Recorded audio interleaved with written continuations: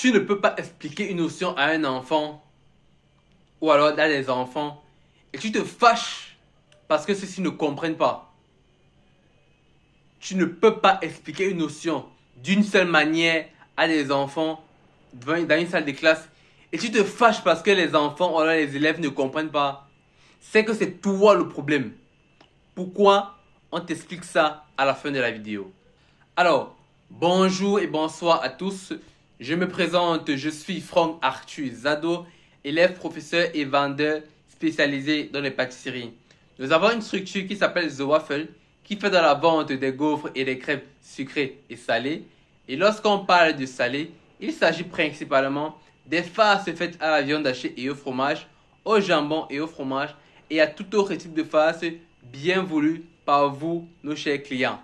Alors, à l'introduction, comme nous l'avons dit, c'est pas normal en fait pour un enseignant d'expliquer des choses, des éléments à des enfants et ceux-ci ne comprennent pas et l'enseignant se fâche. C'est pas normal.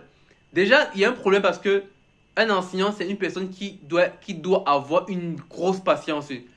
Pourquoi? Parce que dans une salle où vous avez 30 à 50 élèves qui sont tous différents, vous ne pouvez pas vous contenter de juste travailler avec les meilleurs et abandonner les autres fonds. Non. En fait, pour moi, personne n'est bête. On n'a pas juste le même temps de compréhension des notions. Vous pouvez expliquer une notion à un enfant, il la comprend en 1 heure. Un autre enfant va la comprendre en 30 secondes.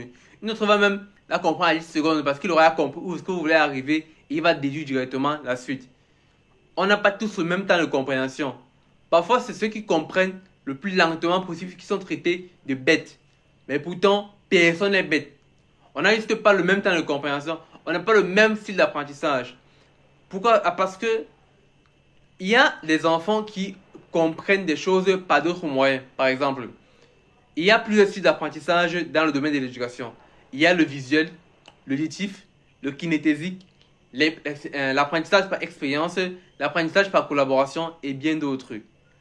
Alors, vous ne pouvez pas donc vous contacter d'un seul style d'apprentissage et dire que c'est celui-là que vous allez dispenser pour votre salle de classe, uniquement celui-là. Je peux comprendre qu'il n'y a pas le temps, qu'il n'y a pas de temps en fait, parce qu'on nous laisse au lycée 50 minutes qui correspondent à une période. En réalité, lorsqu'on dit 1 heure, c'est 50 minutes qu'on nous donne. Et lorsqu'on dit 2 heures, ça fait 100 minutes, donc 1 h 40 en réalité, c'est ça. Mais, il y a ce qu'on appelle, généralement dans les établissements, il y a un groupe d'élèves, un groupe d'élèves dans lequel vous pouvez envoyer des compléments de cours. Généralement, ce groupe WhatsApp, c'est un groupe de parents. Généralement, c'est un groupe de parents. Même s'il pourrait y avoir des élèves, mais c'est généralement un groupe de parents. Alors, vous pouvez faire un cours, par exemple, sur le disque dur. Au lieu de raconter que bon, le disque dur, c'est un ensemble de slots qu'on a collés, qui tournent, où il y a une tête de lecture, une tête d'écriture, tout ça, non. Vous pouvez prendre une vidéo qui explique un peu le fonctionnement du disque dur. Comment ça se passe lorsqu'on écrit sur un disque dur. Comment ça se passe lorsqu'on lit un disque dur. Comment ça se passe lorsqu'on supprime une information sur un disque dur. Là, ça permet à l'enfant de mieux comprendre en fait le disque dur. Ça permet de toucher d'autres personnes qui sont plutôt orientées vers l'apprentissage par l'expérience ou alors par l'action. Qui aiment plutôt quand quelque chose est tactile. Là, il faut toucher à la main. Vous pouvez aussi venir avec un disque dur et vous le démonter en classe, vous le présenter à la salle. C'est une autre manière d'apprendre. C'est une autre manière de faire comprendre à ceux-là qui n'ont pas compris de la première manière, de mieux comprendre maintenant.